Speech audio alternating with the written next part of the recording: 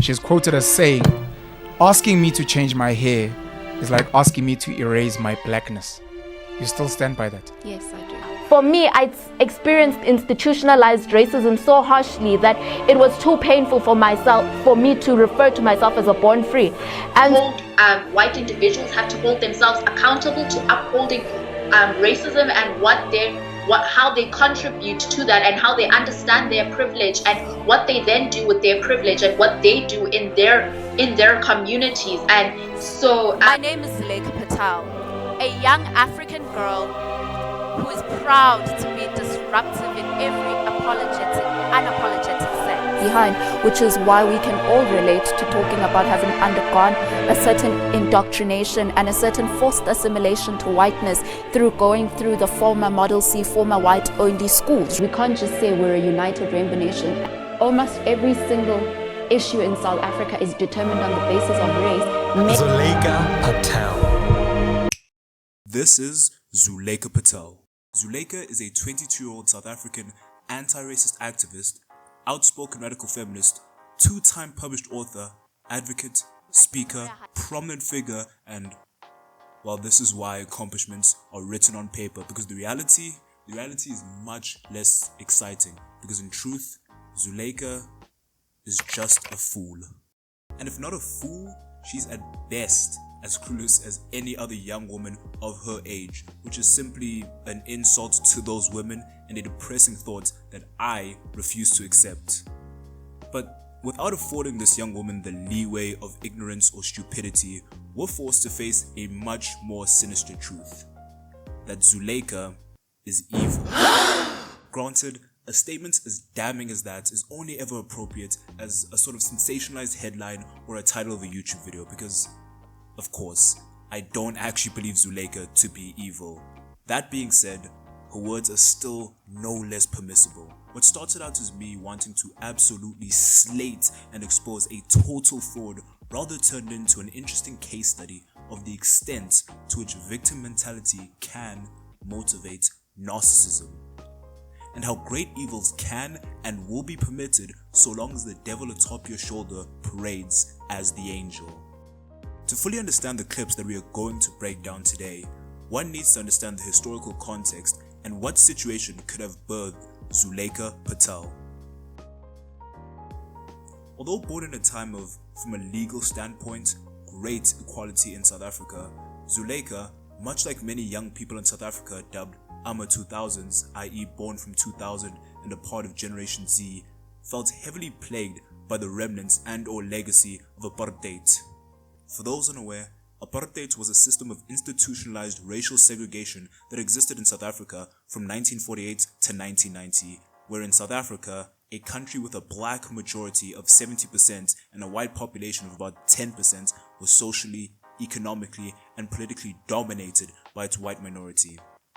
Under this system, a hierarchy existed that placed white people at the top, followed by Indians, then coloreds, and finally blacks at the bottom. Non-whites were forcibly removed from their homes, which were now designated white areas, and they were relocated to black, colored, and Indian areas. Even if you were to travel around South Africa today, some 30 years detached from the apartheid regime, many of these areas still keep to their racial demographics, but not out of law. Ethnics were heavily disadvantaged and inhumanely punished for their existence. But through the fights of great men and women and through economic sanctions, apartheid ceased in the early 1990s and democracy came to fruition in 1994. And how apt it was that the first president was Nelson Mandela, a great man who gave his life to the struggle and embodied what South Africa ought to be in the years to come: merciful, educated, and virtuous. A man who truly believed in the Rainbow Nation and with the ANC led a revolution. However, a revolution can happen overnight, whilst change takes time, as many South Africans post-apartheid have unfortunately learned. As racial tensions and the economic status of those heavily affected by apartheid would still require years to reconcile, and the governing political party, now the ANC, fails to tackle either issue. I really hate those guys. I'm a good din.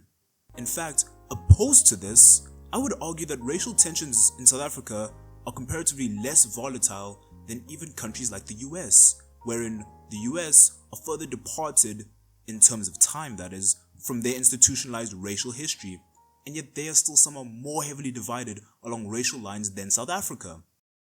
It is in this that I believe that campaigns of racial divide that exist in South Africa are propagated by Western powers in a sort of strange ploy of control and a furthering of whatever political agenda they wish to push at that time. Thus enters Zulaikha Patel. In 2016, Zulaikha was 13 years old and was in her first year of high school. This was when we were first introduced to the young girl. Zulaikha was in the midst of a protest which she had initiated, which stood against her school and their quote-unquote racist hair policies. Now, many schools have stringent policies on hair and hairstyles. As you can imagine, what constitutes as short and or neat for white students will differ from black students. Even different genders will have a different frame of reference on what is appropriate for their hair. Zulaikha and many of her classmates believed there to be a blatant discrimination when it came to these hair policies, and even the language used to designate the messiness of a student's hairstyle. Teachers reportedly were saying that black students looked like monkeys and that they had nests on top of their heads. From these protests birthed Zulaikha's most recognizable quote, that being, "Asking me to change my hair is like asking me to erase my blackness." Through this, the young girl was now catapulted to levels of fame that she could have never imagined, and in turn continued to grow in her activism and in her popularity. At least, that is how I know of her. Most of you probably know her from this. So if a white person hates an Asian person because they're Asian, is that racist? Just yes or no? Yes. Okay, if a Hispanic person hates an Asian because they're Asian, is that racist? This is what I said. This is why I said no. Is because no. Listen, it's not because we're not getting anywhere. It's because this is why I brought up these. She has since continued in her activism and has recently published her second children's book titled Brave Like Me. She is, at the time of making this video, doing a media tour to promote her book, and one of her appearances was on a local South African podcast, SMWX, hosted by Dr. Sizwe Mpofu Walsh. This interview will be the subject of our case study. Because people are still living in extreme poverty, and poverty has a face in our country. That face is black. I would have looked to actually answering the call of anything you do in terms of a decision should be in line with serving and answering the needs of the black majority in this country. Here, Zulaikha is making a point about rampant poverty in South Africa, in that it disproportionately affects the black populace. My only retort is that, of course it does. We're in South Africa. Over 80% of us are black. Those in positions of power are black. I'm black! The point that she's trying to make is sadly overshadowed by her poor logic. It would be as if Xi Jinping complained that the high school dropout rate mainly affected Chinese students. Like, who else would it affect? The Africans of China? If the face of your country looks a certain way, they will always most likely be the ones who are affected, positive or negative. Now, that's if we were to look at her comments as superficially and as stupidly as they appear to be. But they also have a slightly more sinister undertone when we ask ourselves, so what if they are black? If the face of poverty was colored differently, let's say, would she still stand as firm against the evils of poverty? If, for example, the face of poverty was white, how would she react then? Some may think that I'm forcing a narrative, grasping at straws essentially, and that is fair, even though she got famous off of Curb Your Racism. But that aside, many things can be inferred from her statements. But her following comments later in the video cemented this for me, and as the video progresses, she indirectly others whites in a sort of antagonistic role, which I'm surprised no one in the comments actually caught.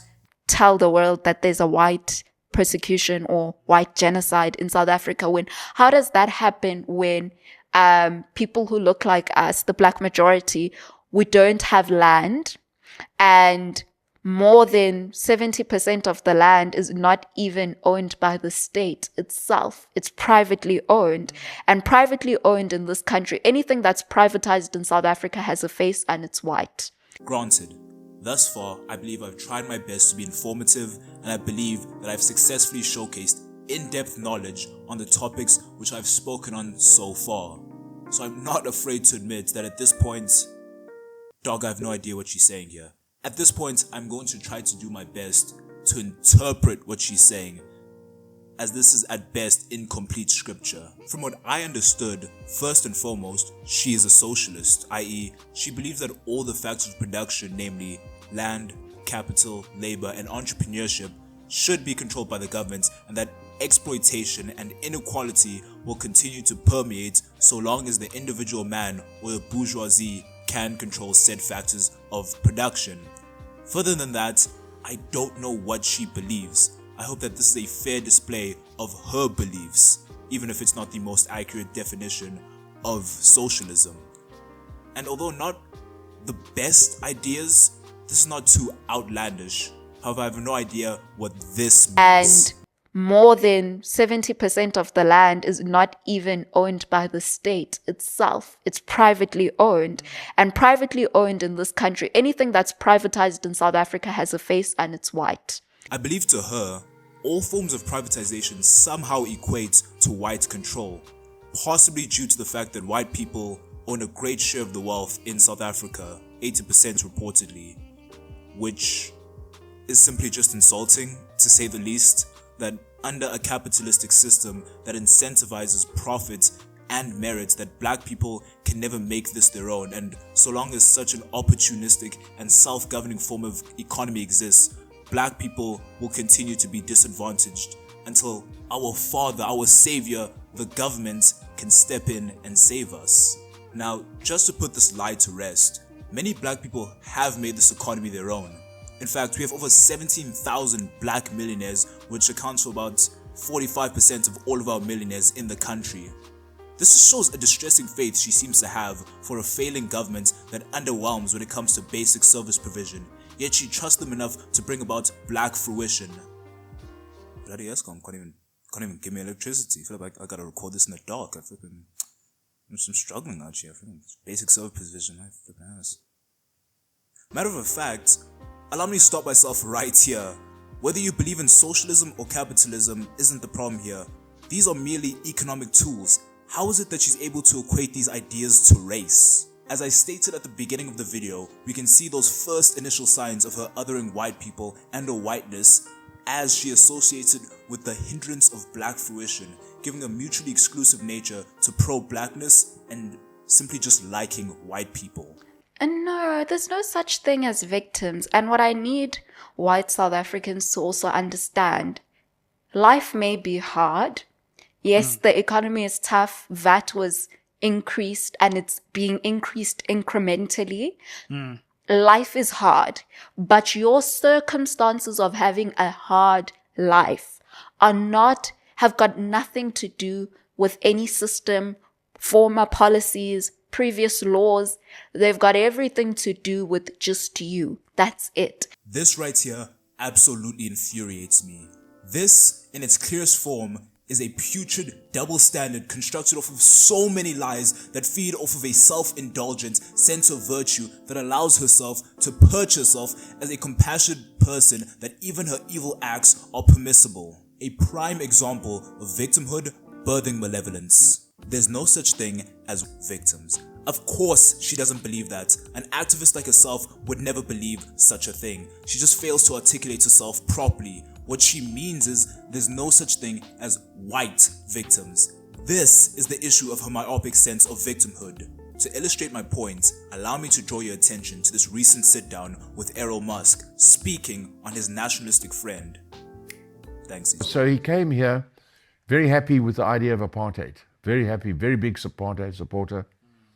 Not so much that he's opposed to the blacks, but he's in for making his own people secure. Right. We must take care of our people, and not, have to be pulled down or whatever it is by anybody else. Although quite different, I hope this presents to you the idea I'm trying to push. How two people of opposite upbringings, ideologies, and beliefs, one a self-proclaimed Nazi, a fascist, and the other an advocate and anti-racist activist, both committing the same sin. Whilst Errol's associate justifies apartheid's inhumanity with rather seeing it as a defense and protection of his people opposed to an attack of another, Zulaikha justifies it with historical injustices which she sees as the only viable way a people can unjustly suffer, which, no Zulaikha, it isn't. She's woefully dishonest because if she even believed her own institutionalized racism point, she'd clearly see that even white people suffer from that today, as quota systems and laws like BEE heavily disadvantage white people in sports and business, with countless stories on people losing out on prime opportunities due to this. Worse still, I haven't a doubt the rampant number of those in the white slums in South Africa were negatively affected by these laws. And if not these laws, then how about the general downturn of poor economic performance by a terrible administration? Because opposed to Zulaikha's views, white people are not immune to that. Allow me to make myself clear. I do not want to get into a victim Olympics and argue who has it harder. And I especially don't like how this girl is making me sound like a white apologist. Like a house slave back in the day.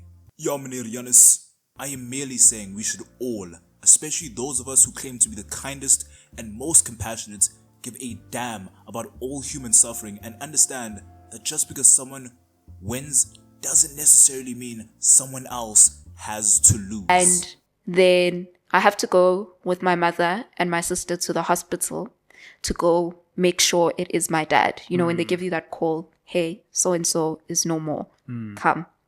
So now I have to go, and now before me even making peace with the fact that, oh my God, my best friend is gone, like my dad just died. Before me even making peace with that, the most daunting thing was I'm walking into a hospital where we're going to walk in, and then the first thing is they're going to be like, so the both of you are his daughters.